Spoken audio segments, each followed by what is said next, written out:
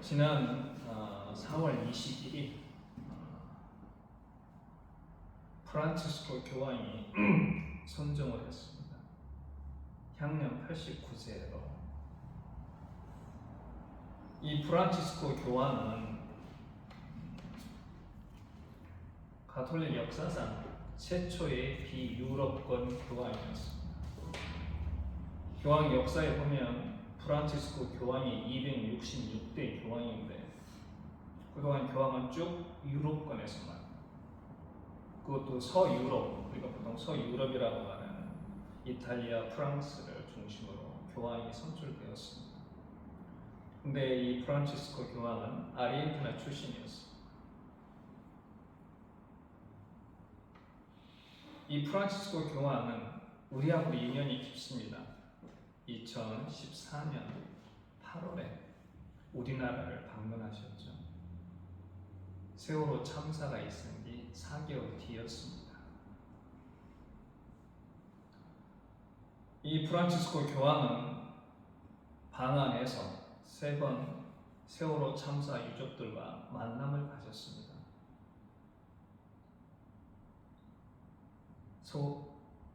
서울에 도착한 후 즉시, 그리고 대전에서, 그리고 또 한 번의 만남은 그 유족 중에 한 분인 김용호 씨라는 분을 만났는데, 그 3번의 만남 중에서 가장 스포트라이트를 받았던 게 바로 이 김용호 씨를 만나는 거였습니다. 프란치스코 교황이 광화문을 차를 타고 카퍼레이드 하는 중에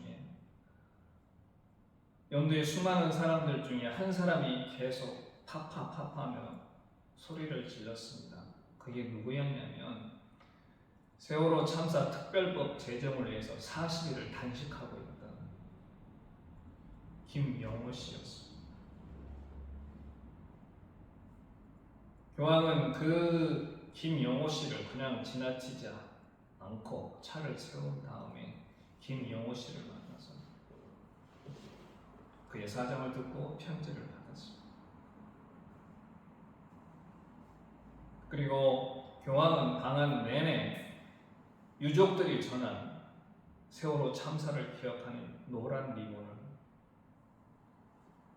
스스로 가슴에 차고 방한 일정을 소화했습니다. 주위에서는 뭐라고 했냐면 그 노란 리본이라는 게 굉장히 정치적인 문제를 일으킬 수 있는 수지가 많은 거다. 뺐으면 좋겠다. 이렇게 교황에게 조언을 했습니다. 근데 프란치스코 교황은 방한 일정을 마치고 교황 전세기에 탑승하기 전에 인터뷰를 하면서 뭐라고 얘기했냐면 인간의 고통에 중립은 없다. 이렇게 말씀하셨습니다. 교황의 이 말은 교황이 평생 동안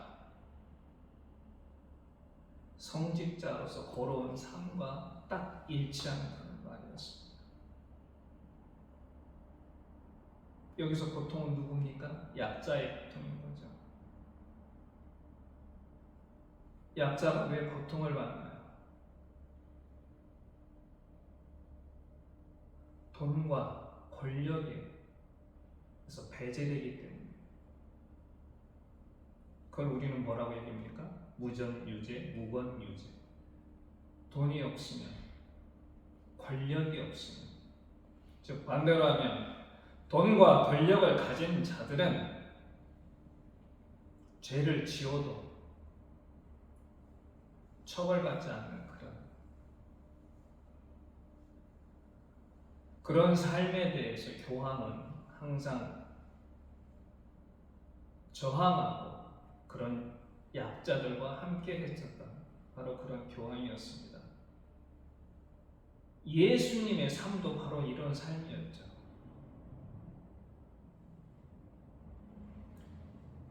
공생의 내내 그 사회에서 소외받고 차별받는 사람들, 죄인이라고 손가락질 받는 사람들하고 함께 하셨던 그런 삶이었습니다. 그들과 함께 식사를 하고 그들을 위로하고 그들을 치료해 주셨습니다.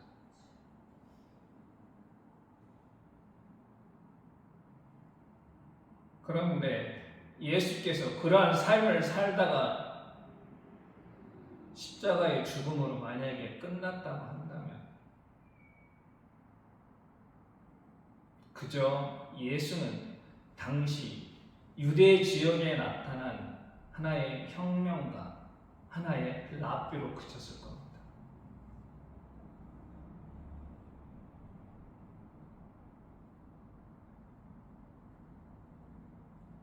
하지만 그 죽음을 이기시고 3일 만에 부활하셨기 때문에 그는 그리스도가 되신 겁니다. 로마서 1장 4절에 이런 말씀이 있죠.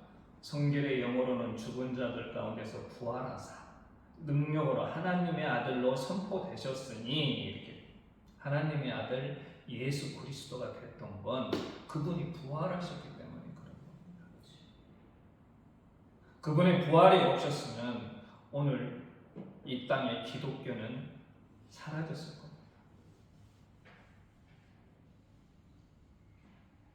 기독교가 탄생하는 데 가장 큰 공헌을 한 사람이 누구죠? 바울 사도입니다. 바울 사도가 예수를 믿는 자를 핍박하던 그런 위치에서 예수를 적극적으로 증언하는 그런 사람이 바뀐 사건은 어떤 거였냐? 여러분도 잘 알다시피 다메섹 가는 도중에 부활하신 예수를 만났기 때문에 바울의 삶이 바뀐 겁니다. 그 한 사건으로 말미암아 이 땅에 기독교가 탄생할 수 있었던 겁니다.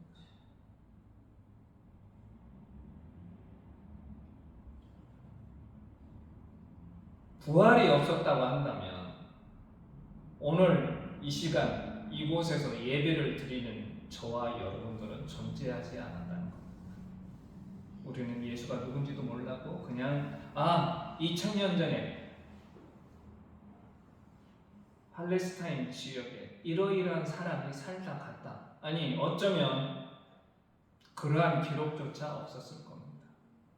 하지만 그분이 죽음을 이기시고 부활하셨기 때문에 오늘 우리는 예수 그리스도의 제자로서 예배를 드리는 겁니다. 저는 기독교에 신앙에 중요한 두 축이 있다고 생각을 합니다. 그게 뭐냐? 창조와 부활입니다.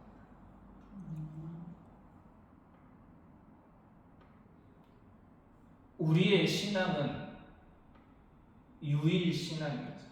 오직 하나님 한 분만을 믿는 그런 신앙입니다.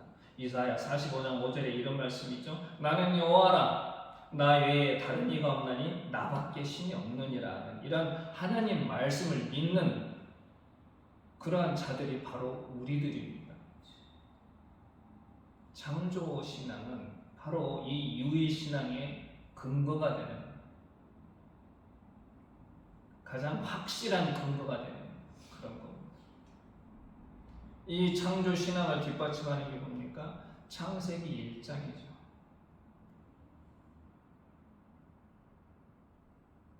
이 창세기 1장이 과학자들과 싸우기 위한 그러한 창세기 1장이 아니라 하나님이 유일하신 하나님이라는 걸 증언하기 위한 그런 신앙 고백이 바로 창세기 1장인 겁니다. 세상에는 많은 신들이 있습니다. 많은 신화 속에 지금도 힌두교에는 수억의 신이 있죠. 일본에는 800만의 이상의 신이 있다고 합니다. 그 당시에도 마찬가지였습니다. 그리스 로마 신화 속에 수많은 신들이 있었고 바빌로니아 신화 속에 이집트 신화 속에 수많은 신들이 있었습니다. 그들은 하늘에 땅, 강, 바다, 해와 달과 별들이 그들은 모두 신이었습니다. 그러한 신화를 깨부수는, 즉 너희들이 믿고 있는 그 신들은 그냥 우리가 믿는 여호와 하나님의 피조물일 뿐이다 라고 고백하는 게 바로 창세기 1장입니다. 너희들이 신으로 여기는 하늘, 땅, 바다, 강, 수많은 별들, 그리고 해와 달, 이 모든 것들이 뭐냐? 신이 아니고 우리가 믿는 하나님의 피조물일 뿐이다. 이게 바로 창세기 1장이 말하는 겁니다.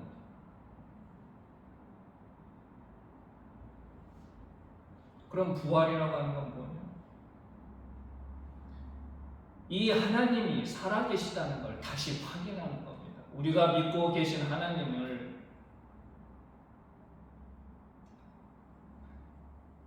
그저 신화 속에 2000년 전 그리고 그 이전에 신화 속에 등장하는 하나님이 아니라 지금도 우리를 당신의 성리 가운데 다스리시는 하나님이라는 걸 다시 확인시켜주는 그러한 사건입니다.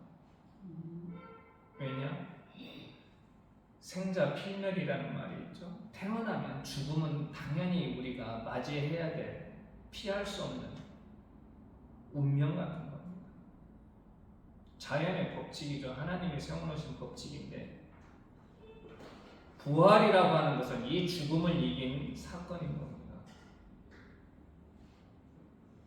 누구에 의해서? 하나님에 의해서. 아까 제가 좀 전에 얘기했던 로마서 1장 4절의 그 말씀, 죽은 자들께서 가운데서 부활하사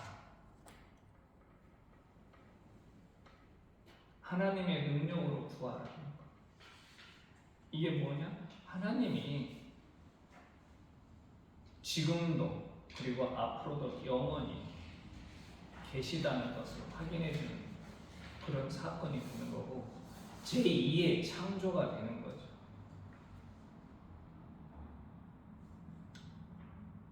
오늘 말씀 속에도 부활은 일반적인 죽음에서 살아 돌아온 그런 소생과는 다른 것임을 오늘 본문은 얘기하고 있습니다. 오늘 본문의 12절에 그런 말씀이죠. 두 제자 앞에 다른 모양으로 나타나서 이렇게 얘기했습니다. 다른 모양.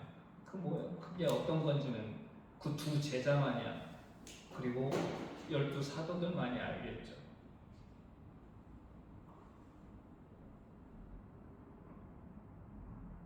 나인성 과부의 아들, 그리고 막달라 마리아의 오빠였던 나사로, 둘 다 죽음에서 다시 살아났습니다.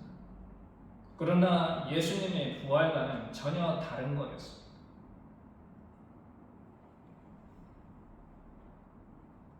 말 그대로 나사로와 나인성 과부의 아들은 그냥 죽었다 살아난 겁니다. 그러나 예수님의 부활은 전혀 그러한 소생과는 전혀 다른 그런 거였습니다. 오늘 본문에도 나와 있듯이 다른 모양. 그리고 복음서에 보면 예수님이 제자들이 모인 한가운데 이렇게 나타났다는 그런 말씀도 있죠. 육신은 육신이 돼 부활의 몸은 일반적인 죽음에서 일어난 자와는 다른 제2의 창조와 같은 거다. 그러기에 우리 기독교인들에게는 이 창조와 부활이라고 하는 것은 굉장히 중요한 겁니다. 그런데 이 부활을 부인하는 자들이 있습니다. 물론 신앙이 없는 자들은 당연한 얘기지만 교인들 중에서 그 중에서도 이 부활을 부인하는 자들이 있습니다. 신학도 흐름이 있습니다. 19세기에 자유주의 신학이라는 게 태동했습니다. 그 자유주의 신학은 계몽주의로부터 영향을 받은 그런 신학이 되는 거죠. 즉 인간의 이성으로서 성서를 이해하려고 하는 그 자유주의 신학의 영향을 받아서 역사적 예수 운동이 일어납니다. 즉 예수의 삶과 죽음, 부활이 역사적으로 증명 가능한 것이냐? 이게 역사적 예수 운동의 핵심인 거죠. 1997년도에 게르트 리데만이라고 하는 신약학자가 예수의 부활이라고 하는 책을 써냈습니다. 그는 그 책 속에서 예수의 부활을 부인하는 그런 내용으로 이야기를 합니다. 그 중에 하나가 뭐냐면 히스테리. 우리가 잘 알고 있는 바울이 회심한 게 바로 다메섹으로 가는 도중에 예수님을 만난 거죠. 부활하신 예수. 그걸 뭐라고 이 리데만은 표현하냐면 바울이 히스테리 환자였기 때문에. 저는 히스테리 증상을 뭐라고 정확히 정신 분석학 쪽에서 어떤 식으로 표현하는지 정확히 얘기는 알지는 못하지만 보니까 이렇게 표현이 되고요. 정신적, 심리적 갈등 속에서 나타나는 거다 이렇게 얘기가 돼 있던데 그게 어떤 건지는 구체적으로 잘 모르겠습니다. 공부를 안 해봐서. 근데 리데만은 이 바울이 히스테리 환자였기 때문에 그런 걸 겪었다 이렇게 얘기를 합니다. 뭔가 정신적으로 이상이 있었다는 거죠. 근데 이 리데만이 가장 공들인 게 뭐냐? 그건 하나의 환상이야. 1972년도에 W. 데이비드 리스라는 사람이 논문 하나를 발표합니다. 그 논문의 제목이 뭐였냐면 사별한 가족이 겪은 환각이라는 그런 거였습니다. 즉 배우자를 잃은 남녀 293명을 대상으로 한 연구였는데 그 연구에서 293명 중에 46%가 죽은 배우자에 대해서 뭔가를 느꼈다고 얘기를 합니다. 즉 고인이 현존한다는 걸 느끼거나 눈으로 봤다거나 목소리를 들었다거나 대화를 했다거나 또 심지어는 그 고인의 손길을 느꼈다고 얘기합니다. 그러한 증세들, 이 데이비스는 그걸 환각이라고 표현했습니다. 이 데이비스의 논문을 게르트 리데만은 어떤 식으로 이해하냐면 1835년에 자유주의 신학자였던 독일의 프리드리 슈트라우스라고 하는 사람의 말을 이 데이비스라고 하는 사람의 그런 발표를 이용해서 현대식으로 바꿔서 표현을 합니다. 이 슈트라우스는 뭐라고 얘기했냐면 부활 후 예수님의 출현은 단순히 제자들의 마음에서 일어난 내적 심리적 사건일 뿐이고 어떤 객관적 요인에 의해 일어난 사건이 아니다 이렇게 얘기를 합니다. 슈트라우스가 여기서 객관적 요인이라는 말은 난 독일 사람들을 이래서 굉장히 싫어하는데 말을 굉장히 어렵죠. 쉽게 말하면 우리가 이성적으로 납득할 수 없는 그런 일이라 이런 얘기죠. 인간의 이성으로 납득할 수 없는 이러한 표현을 게르트 리데만이 데이비스가 발표한 그런 논문을 이용해서 뭐라고 얘기를 했냐면 그 책에서 부활한 예수의 출현은 제자들의 주관적 환상이지 이에 상응하는 외부의 현실은 없었다 이렇게 얘기를 합니다. 단순한 환상이었다.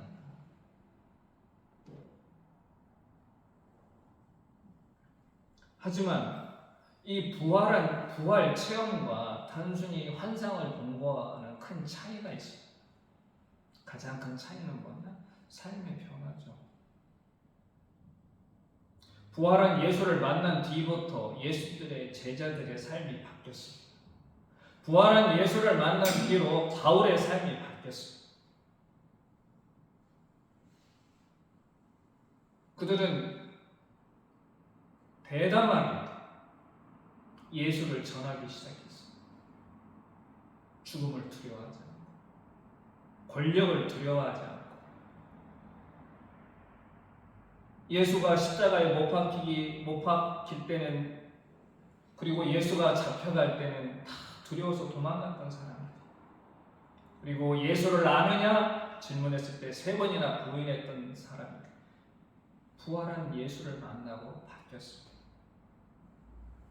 예수를 믿는 사람을 그렇게 핍박하고 죽이는 데 앞장섰던 사람이 부활한 예수를 만나고 바뀌었습니다. 이게 바로 환상과 부활을 예수를 만난 처음에 큰 차이가 되는 거예요.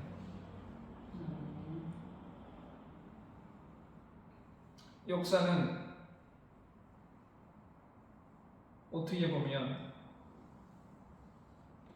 사실만을 기록하지는 않고 그 역사를 기록한 사람의 어떤 의도가 거기에 심겨질 수밖에 없죠. 그렇다고 해서 그 기록한 사람의 의도가 심겨졌다고 해서 그걸 모두 다 거짓이다 이렇게 부인할 수는 없는 겁니다. 오늘 우리가 읽는 이 복음서도 마가의 생각이 들어가 있을 수밖에 없죠. 마가복음 기자에. 하지만 단순하게 그 사람의 생각이, 그 사람의 소위 말하는 신학이 여기에 스며들었다고 해서 그게 거짓이다 부인할 수는 없는 거예요. 그래서 예수가 부활하셨다라고 하는 가장 큰 첫 번째 증거는 어떤 거냐? 빈 무덤이죠. 오늘 보면 예수를 따르던 여자들이 안식 후 첫날에 자신들이 그 장만한 향품을 가지고 무덤에 갔더니 무덤이 텅 비었습니다. 빈 무덤이 나타난 거죠. 예수님의 시신은 언제 갔대요? 그가 발견한 건 어떤 청년이었습니다. 그들이 발견한 건. 이 빈 무덤을 덮고 예수의 부활을 부인하는 사람들은 뭐라고 하냐면 마가의 조작이다. 즉, 이 빈 무덤이라고 하는 이 사건은 마가의 문학적 상상력에 의해서 만들어진 그런 조작이다 이렇게 얘기합니다. 근데 이 마가복음을 쭉 읽어보면 마가는 그렇게 문학적 재능이 뛰어난 사람은 아니었어요. 이 마가복음은 굉장히 단순하고 투박해요. 그렇죠? 읽어보시면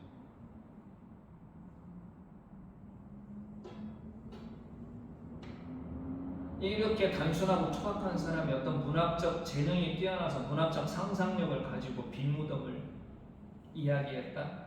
납득하기 굉장히 어렵다라고 얘기를 합니다. 더군다나 마태복음, 누가복음은 1차 자료가 마가복음이었습니다. 그 중에서 누가는 누구였나요? 의사였죠.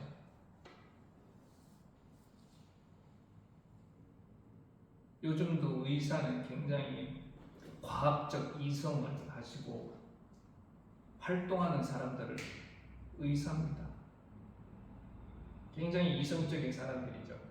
이 누가가 자기가 누가복음을 쓴 이유에 대해서 누가복음 1장 1절에서 3절에 뭐라고 얘기하냐면 우리 중에 이루어진 사실에 대하여 처음부터 목격자와 말씀에 일꾼된 자들이 전하여 준 그대로 내력을 저술하려고 붓을 든 사람이 많았지. 그 모든 일을 근원부터 자세히 이루어 살핀 나. 그래서 중요한 거죠. 근원부터 자세히 이루어 살핀다. 어떤 감정에 휩쓸린다거나 이런 게 아니라 굉장히 꼼꼼하게 이성적으로 접근해서 이게 진짜인지 아닌지, 소위 요즘으로 말하면 이 사람 한쪽의 말만 들은 게 아니라 저 사람 말도 듣고 여러 가지를 비교해서 글을 썼다는 그런 얘기가 되는 겁니다. 마가복음은 그렇다 치고 이 마태와 이 마가복음을 기초로 복음서를 썼던 마태와 누가를 그럼 어떻게 생각할 거냐? 빈 무덤에 대해서 그걸 마가의 조작이라고 얘기했던 사람들은 결국에는 마태와 누가를 굉장히 무시하는 그런 발언을 하게 되는 겁니다. 오늘 제가 지금 방금 읽어드렸던 누가복음에 누가가 이 글을 쓴 목적, 즉 누가복음서와 사도행전을 기록한 그 목적에 대해서 그리고 어떻게 쓴 거에 대해서 누가복음의 서원에 해당하는 1절과 3절에 자기가 어떠한 자세로 이 누가복음을 기록했다라고 정확히 쓴 겁니다.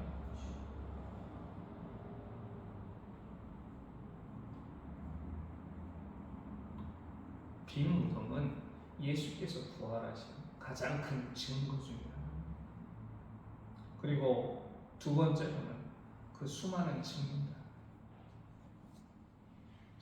고린도전서 15장 5절에서 8절, 오늘 우리가 읽은 교도문의 내용입니다.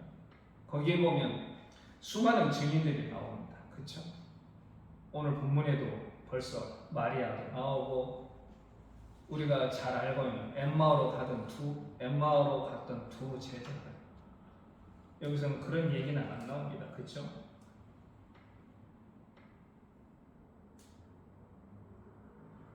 그 사람들을 포함한 수많은 증인들에 대해서 바울이 씁니다.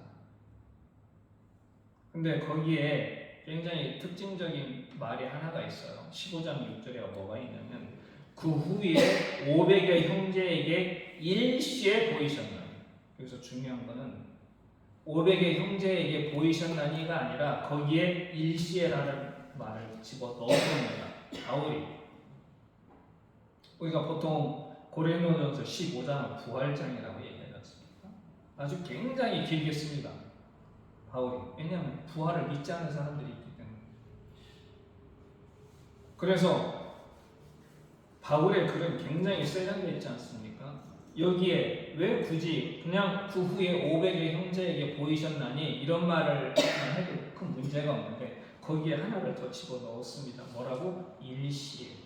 이 얘기는 동시에, 동일한 장소에서 같이 부활한 예수를 목격했다, 이렇게 되는 겁니다. 환상이라고 하는 것은 한두 사람이 볼 수는 있죠. 그 환상 체험을 할 수. 근데 500여 명이 되는 사람이 동시에 동일한 환상 체험을 할 수는 없습니다. 그렇게 보고된 적도 없고, 바울이 의도한 바는 명확하지 않습니다. 부활은 사실이다.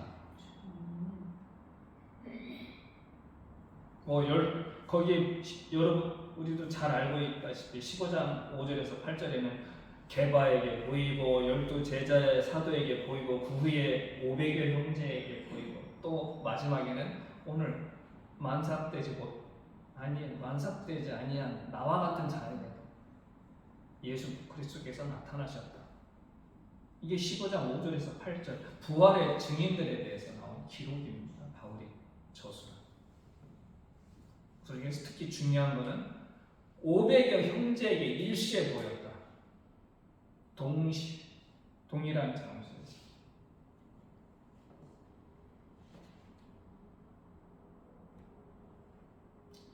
부활의 세 번째 증거는 아까도 얘기했다시피 삶의 변화가 일어나. 그 대표적인 게 누군가? 제자들과 바울, 12사도와 함께했던 예수의 제자들, 그리고 바울 사도입니다. 그들의 삶이 부활한 예수를 만난 뒤로 완전히 바뀌었어요. 제가 서두에도 말씀드렸다시피 만약에 그들이 부활한 예수를 만나지 않았다면 바울도 마찬가지고 예수님의 제자들도 마찬가지고 누가 감히 예수가 그리스도라고 전파했겠습니까? 그냥 예수는 잠시 반짝하고 나타나 사라진 한 랍비로 그냥 끝났을 겁니다.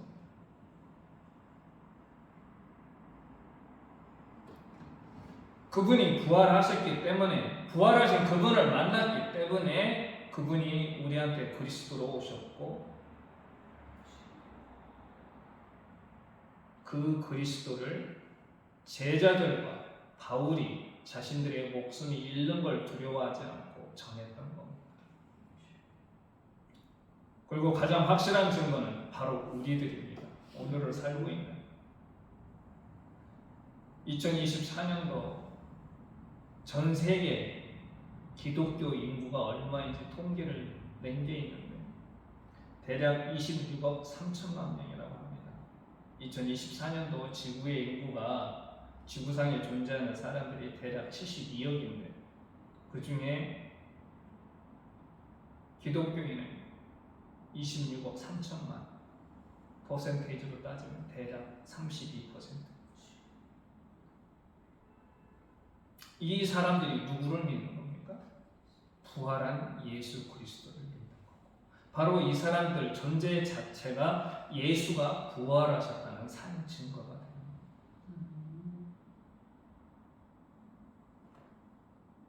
그 26억 3천만 명 속에는 저와 여러분도 포함되는 거죠.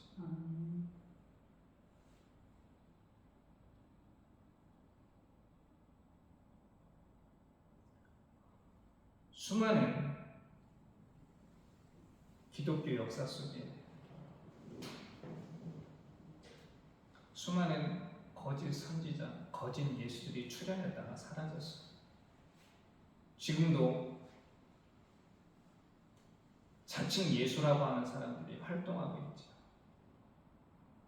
그런데 그들은 대부분 어느 순간 지나면 사라져요. 근데 우리가 고백하는 그 예수, 부활하신 예수 그리스도는 결코 사라지지 않습니다. 왜냐? 그게 사실이고 진리이기 때문에.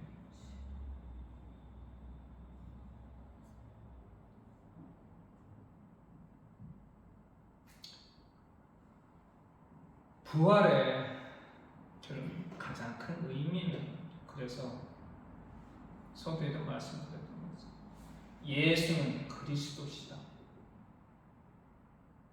이게 바로 부활의 가장 큰 의미입니다. 우리는 그 그리스도를 신앙하고 또 그 그리스도가 가르쳐 주신 그 말씀대로 살아가려고 하는 사람들이 바로 저와 여러분입니다. 그러나 예수가 그리스도라고 입으로만 고백하면 다 끝나는 겁니까? 예수가 부활하심을 증언하는 가장 확실한 건 우리가 갱신된 삶, 변화된 삶을 사는 겁니다. 아까 그런 얘기를 했죠.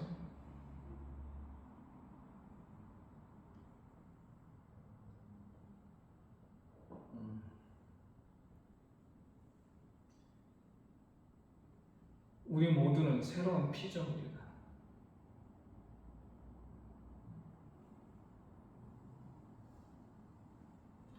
예수 그리스도와 연합하는 사람은 새로운 피조물이다.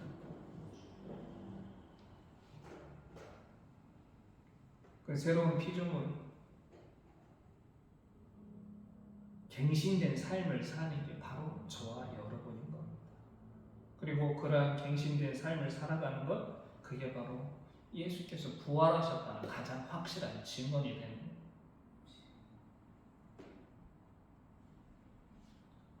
매년 부활절이 연례 행사처럼 다가옵니다.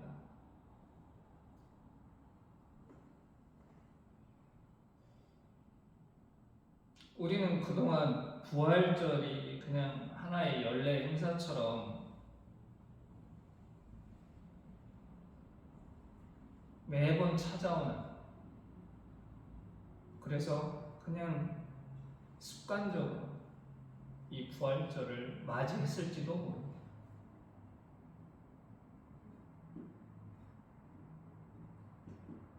근데 요즘 들어서 어떤 생각이 드느냐? 최근에 여러 가지 사건들을 겪으면서 예수 그리스도가 부활했다는 것을 과연 우리가 어떻게 증언할 수 있을까?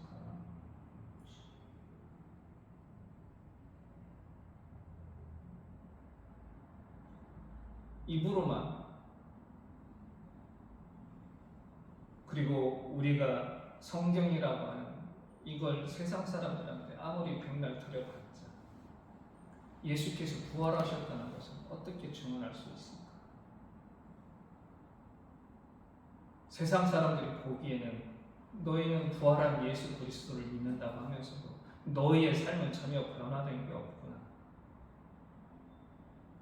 세상 사람들이 우리한테 얘기하는 게 바로 그거 아닙니까? 가나안 성도는 왜 생기겠어요? 입으로는 예수 그리스도를 믿는다고, 그 예수 그리스도의 제자로 산다고 고백하면서 정작 보여지는 모습은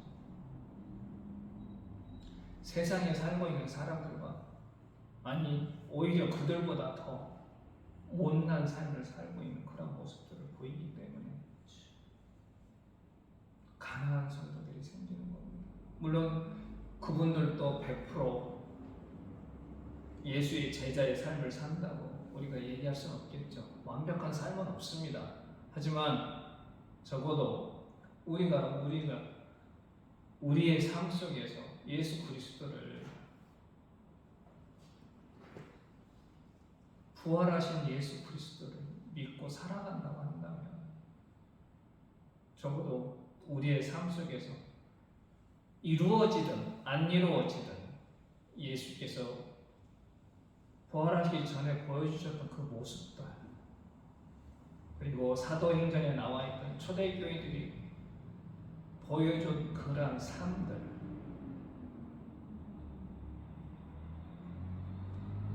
적어도 흉내는 내야 되지 않을까. 이 부활주의를 맞이해서 그런 생각을 해봤습니다.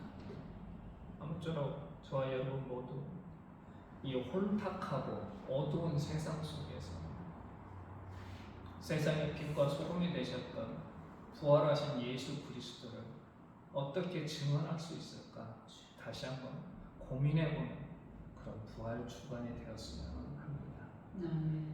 기도하겠습니다.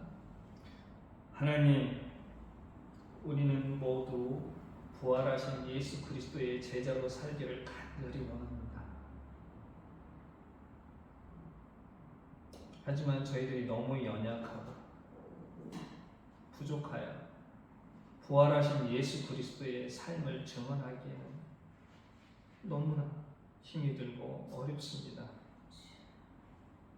주여, 저희를 긍휼히 여기시사 저희들이 예수 그리스도의 제자로서 예수 그리스도의 부활을 증언하는 삶을 살아갈 수 있도록 능력 주시고 함께하여 주시옵소서. 예수님의 이름으로 기도드립니다.